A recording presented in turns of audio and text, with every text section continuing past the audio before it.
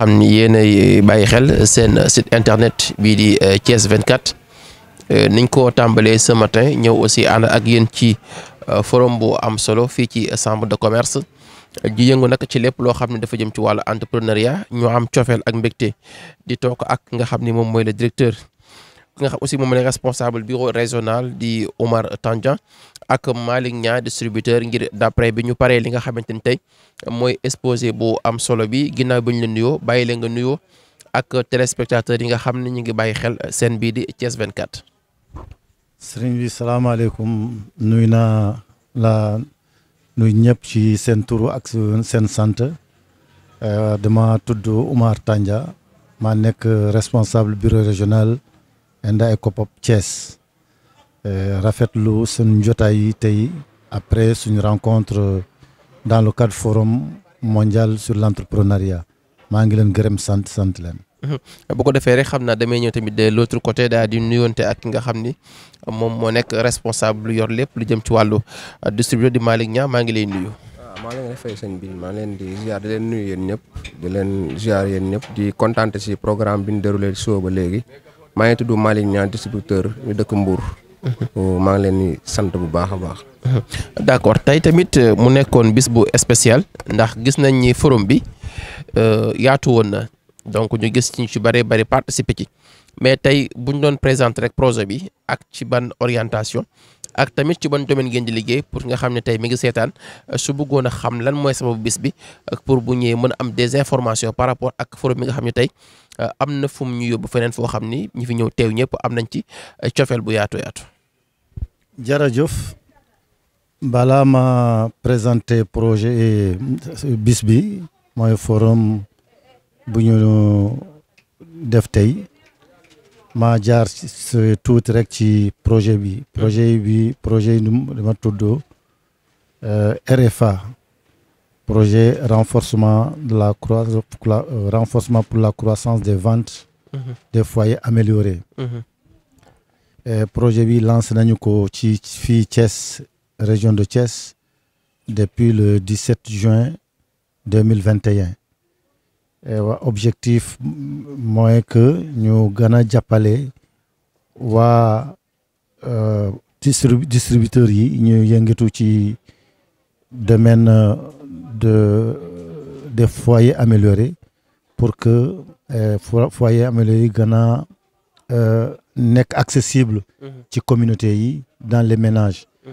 xam ngeen actuellement le réchauffement climatique day am ay gàllankoor ci à travers le monde. donc ENDA am possibilité ànd ak GIZ et am financement Fonds vert climat ak ministère de développement durable et le ministère du pétrole pour ñu mettre en valeur ou en œuvre le projet RFA ci Sénégal. projet bi nag dafa nekk ci 5 régions yi mais ñun ñooy équipe régionale de Thiès. ci loolu la ñu yëngatu liggéey ak communauté yi ak autorités yi ak partenaires yi de manière à ce que une grande sensibilisation puisse se faire pour que les foyers améliorés nekk accessibles ci ménages yi. Comme contribution en tout cas à la lutte contre la déforestation, contre le déboisement, mais également lutte contre le réchauffement climatique. En résumé nii mooy projet bi. mais nag tey dañu def une journée qui rentre dans le cadre du forum mondial de la semaine mondiale de l'entrepreneuriat. Comme projet bi dafa am 3 volets fondamentaux. D'abord entrepreneuriat ci la bokk, accessibilité FAI ci la bokk. dafa war a aar gàncax yi l'environnement et essayer d'aider les familles à avoir des conditions meilleures en termes de commodité. Donc ci loolu la dañu ne comme volet entrepreneuriat yi dafa am solo dans le cadre du projet, et on ne peut pas rester dans le cadre du forum mondial sur l'entrepreneuriat sans faire quelque chose. moo tax en tout cas ñu jël contact avec tous les partenaires au niveau régional, xool ak ñoom exactement naka la ñu def, même si c'est modeste. En tout cas, on a pensé à faire cette journée de forum qui est une occasion en tout cas de parler sur la problématique de l'emploi, la problématique de l'entrepreneuriat, mais également que les foyers améliorés peuvent être une expérience qui va en tout cas soutenir les jeunes dans la création de l'auto-emploi, mais également dans la création des entreprises porteuses pour en tout cas leur avenir. Loolu moo tax nag je crois que vous avez assisté aux travaux dans une ambiance assez bon enfant. Et tout le monde a été généreux dans le partage. On a discuté de la problématique. Les panélistes, on a écouté 3 panélistes qui ont introduit un sujet sur l'entrepreneuriat des jeunes, un panel sur la protection de l'environnement, quelle est la contribution de notre projet à cette protection de l'environnement, et également nous avons parlé de la responsabilité sociale des entreprises et les maires comme en tout cas élément qui pourra aider les groupements de femmes à accéder aux fourneaux améliorés.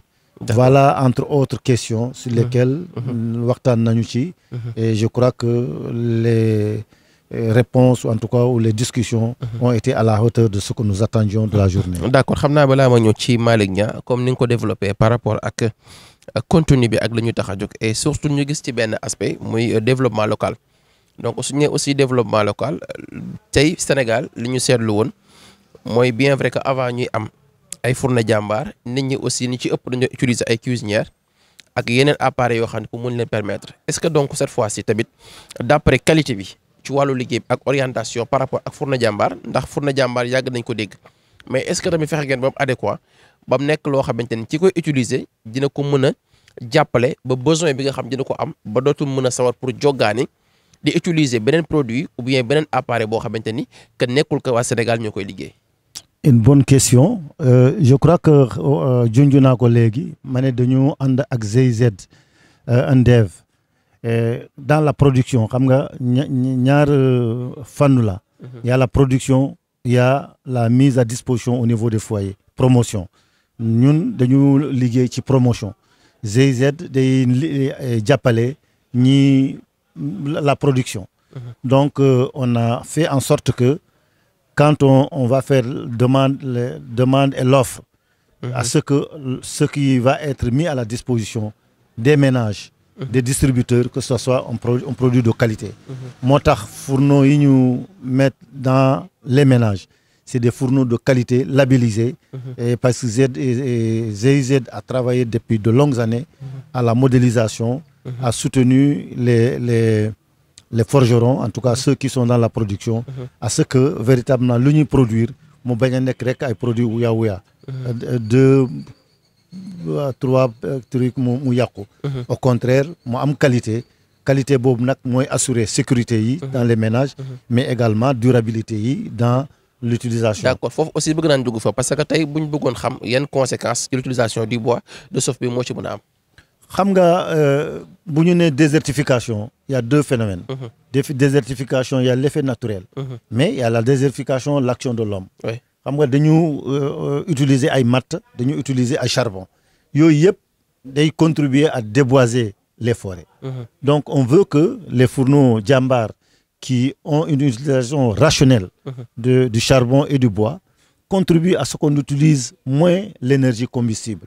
Moo tax en tout cas on voudrait que cela devienne une habitude.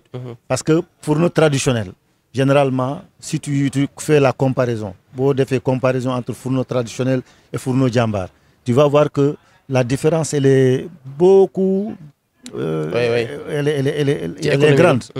Au plan économique, en termes de coût financier, et parce que li ngay jënd charbon ak li ngay jënd ay matt bokkul ak le Fourna Jambar li ngay jënd charbon ak li ngay jënd mat donc économiquement c'est rentable mais également quantité de bois ak charbon bi ngay utiliser pour Fourna Jambar c'est très différent. parce que ba pare aussi boo demee aussi ci sécurité sax moom moo gën a sécurité ak commodité ci loolu laa doon wax parce que sunu yaay yi sunu jabar yi sunu jigéen yi mun nañu utiliser Fourna Jambar yi saxar yi du am te ëf ba sonn yooyu yëpp du am.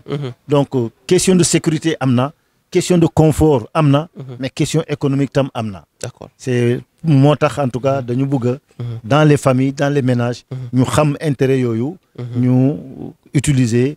ba en tout cas ñun ñëpp ñu jàppale suñu alam bi bu ñuy détruire au jour le jour. d'accord monsieur Tandian xam naa dinañ ci ñëwaat léegi mu nekk responsable régional xam naa aussi monsieur Niang foofu la ñuy ñëwee parce que donc développement bi am nañ ci ay ci bëree bëri ci stratégie par rapport aussi ci sécurité bi ak moyen de conséquence bi ci am mais ngeen nekk aussi ci domaine parce que nag sa côté dafay xaw a touché ci côté commercial bi parce que donc gis nañ tamit seen produit yi ci côté Fourna Jambar dem na ba Sénégal donc doo dugg benn kër wala ñaari kër te fekk ko fa aussi Fourna Jambar même aussi ñu gis beneen li nga xam ne mooy stratégie bi gis aussi suñu comment dire sax yéen a ngi ciy liggéey ci beneen domaine ndax ku xool à côté ni ko Serigne jëlee suñu image yi donc yeneen aussi fourneau yeneen ay four yoo xamante ni tey ñu ngi koy exploiter mu nekk yoo xamante ni même boo ko tegee sa kër rek même bu deful dara sax là aussi da ngay gis aussi décor bi ak design bi donc ñu bëgg a xam aussi aspect boobu ci côté distribution bi est-ce que askan bi ñu ngi koy gën a bàyyi xel et actuellement bi ngeen tàmbalee ak léegi est-ce que aussi am na beneen profit bu muy gën a yéeg par rapport ak liggéey bi. waaw loolu nga laaj ma dama ci sawar a tontu bu baax parce que Fourna Jambar moom. depuis ñu dugg ci ba léegi en plus ak kii bu beneen comme ba projet bi ñëwee ak léegi appui bi ñu appuyé bu baax ci wàllum organisation yi ak defar fourneau xam nga fourneau bu njëkk moom wax dëgg yàlla na meloon bu njëkk melatu ko. melo bu njëkk ne naan defaree Fourna Jambar ak léegi ça fait 2 parce que léegi wax dëgg yàlla bu dee ban bi ak tool bi macha allah liggéey bi baax na trop clients yi tamit. macha allah ñu ngi leen di satisfaire parce que dañuy gis ku ñëw jënd fourneau ne fourneau bi ma jaanu kat wax dëgg yàlla macha allah. def nañ ci man 3 ans wala 4 ans xam nga loolu tamit qualité bu baax moom moo koy waral. waaw qualité bu baax moo waral loolu noonu. beneen côté bi ma laaj noonu. loolu tamit wax dëgg yàlla tamit ñu ngi ciy kii bu baax. liggéey bi gën a avancé par rapport ak yeneen yu gën a rafet nga xam ne aussi boo xoolee. pour bi ak décoration bi. non am na aussi ak yeneen modèles yi ñu ciy defar waaw comme yu mel ni comme yu mu leen wan noonu. yooyu yëpp day am ban ci biir te ban bi mooy représenté jàmbaar bi. bu njëkk tool kese la daan doon. te xam nga tool moom ak safara day gaaw a dem. te léegi bu dee terre cuite bi nga ci def nag mooy ban bi nii. boobu boo doon def ñaari pot këriñ tey boo jëndee 300 këriñ wala 250 da nga ci mën a togg añ togg ci reer. mu wan la ñu ngi gën a avancé si liggéey bi daal. waaw te kër goo dem boo demee tamit da nga ko fekk benn wala ñaar wala nga fekk fa gàmb bi yëpp. comme tey 5 kilos 7 kilos 10 kilos. ba tey ataaya bii nii.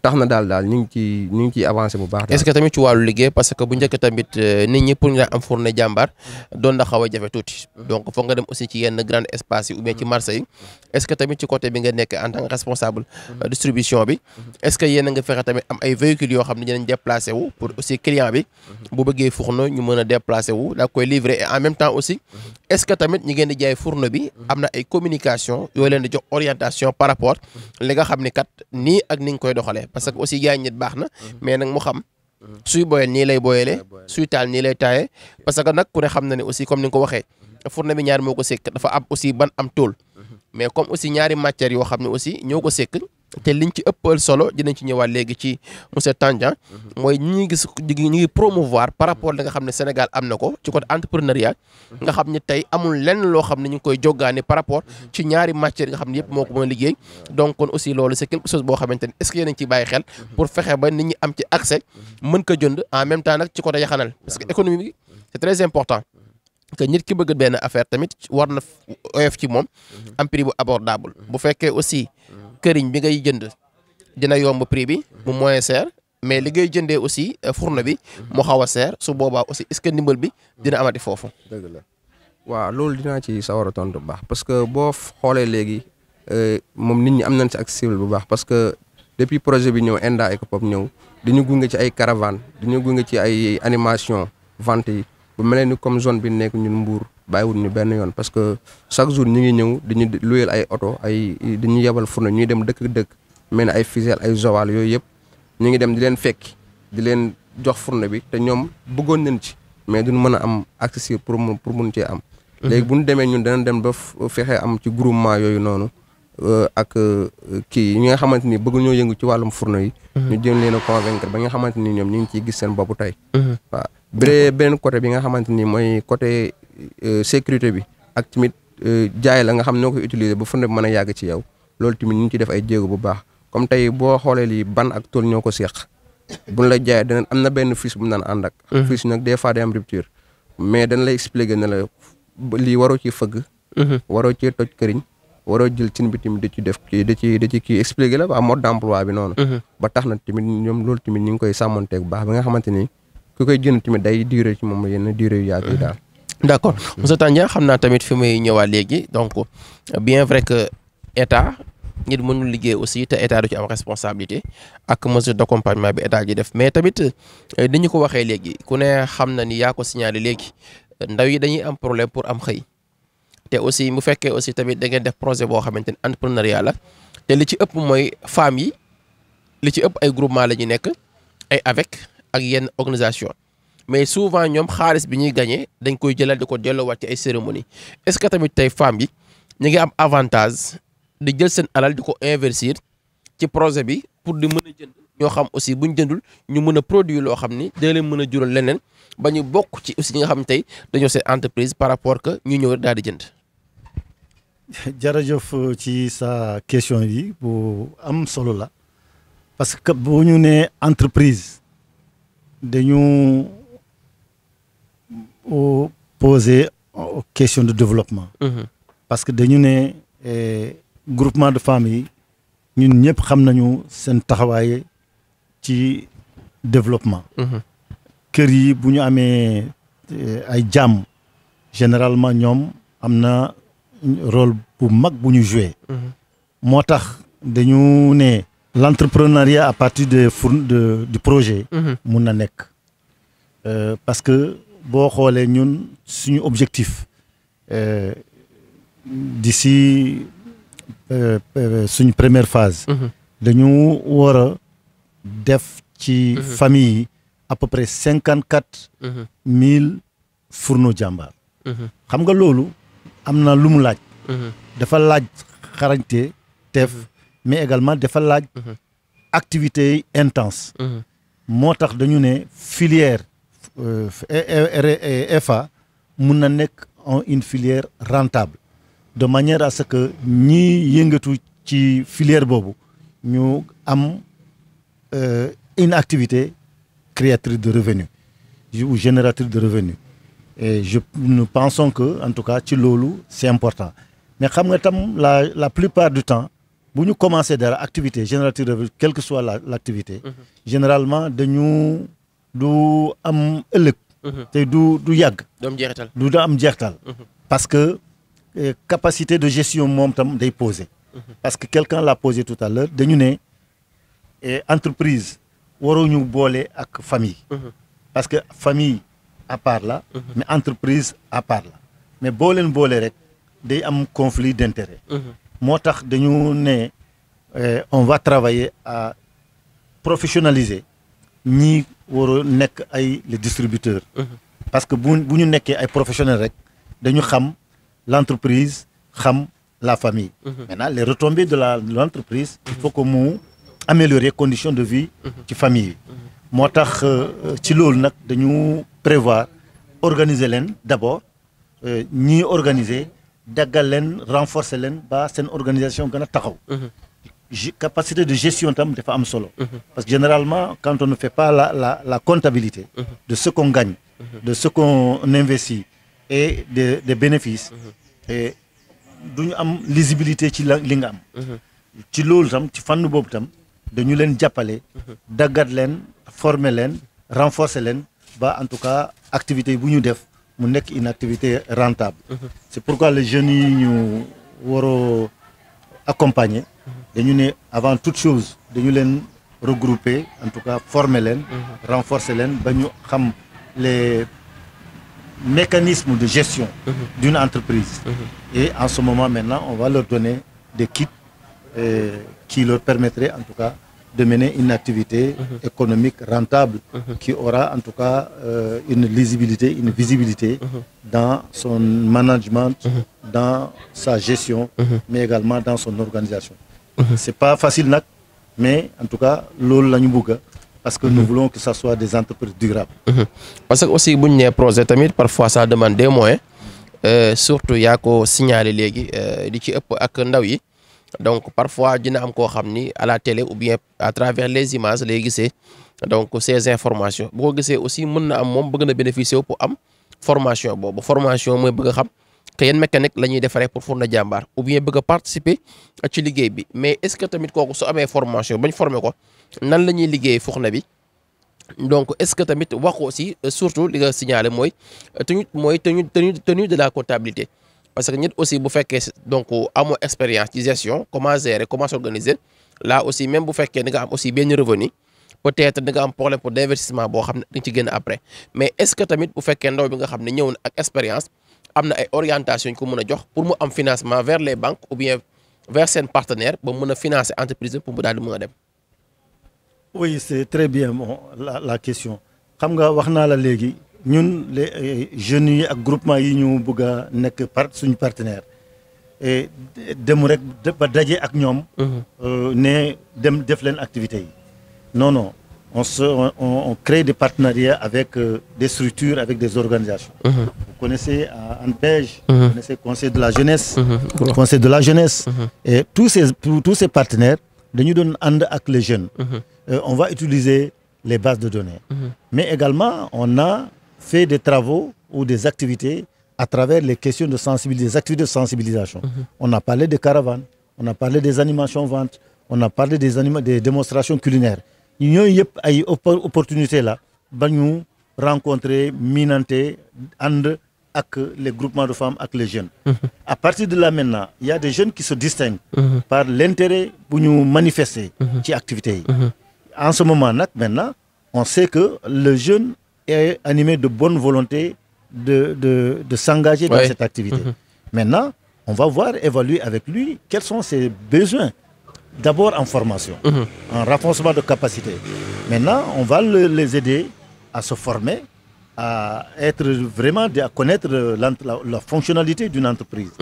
Et à partir de là maintenant, am na des kits bu ñu leen jox. Nous, on peut leur donner des kits. Mais on crée l'environnement aussi. On travaille sur l'environnement. C'est pourquoi on disait que la responsabilité sociale des entreprises, c'est aussi d'aider les jeunes. Les mairies, la subvention des FA, c'est aider les femmes et les groupements à acquérir des Fourna Jambar. Et également, on veut travailler avec les structures de microfinance et même avec d'autres banques qui pourraient, en tout cas, voir ces jeunes qui se sont engagés dans une activité, mais qui ont aussi un profil d'entrepreneur et avec une certaine confiance. Garantie. Bon, garantie, d'abord, tout se négocie dans nos sociétés. C'est des éléments qu'il faudrait négocier. Et il n'est pas dit forcément que quand tu vas prendre un prêt au niveau de... Il faut forcément avoir une garantie comme ça. On peut imaginer les types de garanties. Ça peut être des garanties solidaires. La garantie solidaire, c'est quoi? On sait qu'il y a un groupement de femmes qui est là, qui travaille, qui a des ressources. Mais la personne n'est pas isolée du groupement. Quand la personne n'est pas isolée du groupement, ça veut dire que la crédibilité est là. Et c'est en ce sens que nous voulons que ce dialogue s'installe entre nous et les jeunes et les groupements de femmes. Mais également, dialogue bobu, mu sax ci diggante que ces structures de microfinance d'une part, les mairies ou en tout cas les entreprises qui pourraient subventionner ou en tout cas dans le cadre de leur responsabilité sociale, faciliter à ce que les femmes aient accédé. Maintenant, les fonds solidaires aussi du groupement. Un groupement, nous on a été quelque part dans un village à Ficelle par exemple, on a dit les femmes ont des calebasses de solidarité.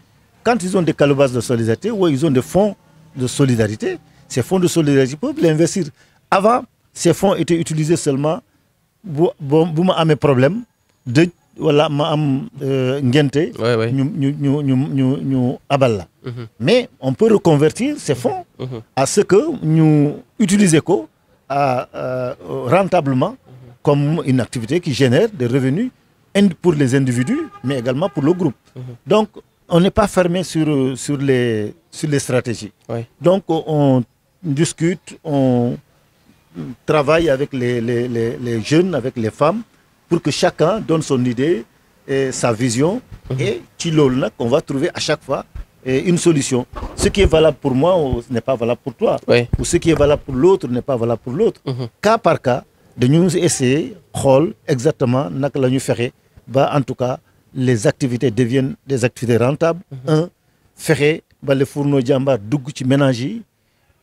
3, contribuer de manière significative à la lutte contre la désertification et le déboisement. D'accord, mais xam naa foofu la ñuy ñëwaale tuuti parce que tamit comme yéen proximité bi mu des lu toll ci ñeenti minutes comme proximité bi ci yéen la gën a nekk parce que bien vrai que même bu fekkee directeur ñi ngi ci bureau bi ñi ngi gérer jëm ci wàllu gestion bi organisation bi par rapport aussi ak ci côté entrepreneuriat bi, mais là aussi proximité bi yéen la gën a jege parce que yéen dem ci biir kër yi. Donc d'après aussi boo defee ramassage ak bilan bi ngeen tenir ci biir kër yi, est-ce que parfois doo leen fa dem am yenn certaines difficultés yoo xam ne que client bi nga xam ne moom mooy jënd fourne bi parfois aussi muñ la am nañ problème bi nangam ak nangam ak nangam muy beneen bi aussi tamit est-ce que tamit ñi fay liggéey tey ñu ngi ciy gis seen bopp ci aussi barème salarial bi ci wàllu paiement bi ak ci wàllu bi nga xam ne tey buñ ci duggee kat kenn ku ne am na fu mu la yóbbu woon mais am na feneen foo xam ne yegg nga fa. waaw jërëjëf dinaa sawar lool ci question boobu noonu comme li nga wax loolu jafe-jafe yi am faral di dugg ci kër yi li ñuy wax naan moom mooy défaut bi comme tey boo fourne bi lan mooy li ciy gën a gaaw a yàqoo yooyu noonu parce que souvent fabricants yi dafa bëri mais dafa wuute. am na ñoo xamante ni tool bi ñuy defaree day oyof ban original bi tamit des fois tamit dañuy am problème yooyu noonu souvent jafe-jafe bi ñu ciy gën a am mooy ban biy toj ci digg bi moom lañ ciy faral di am wala fourne bi di dagg ci suuf te loolu noonu boo xoolee mooy ci defar bi lay doon. bu fekkee tool bu bees nga def rek wala tool bu nekk état bu loolu du am bu fekkee ban bi tamit sàmmante nag 3 qualités ban yi ñu la wax yooyu noonu du gaaw a toj comme ni ma tojee ba tax na loolu noonu ñoom dañ leen ko expliquer en plus tamit am nañ tamit boo xamante tey bu yàqoo nii boo ko indee mën na la ko defaraat bu fekkee tool bi kiiwul tool bi taxu ko sonn noonu. dañ koy defaraat ba côté boobu moom des fois problème yu lañ ci am daal lañ ci jànkoonteeg. bu fekkee tamit est-ce que liggéey bi yéen ci gis seen bopp. waaw liggéey bi moom wax dëgg yàlla macha allah ñu ngi ciy gis suñu bopp bu baax a baax.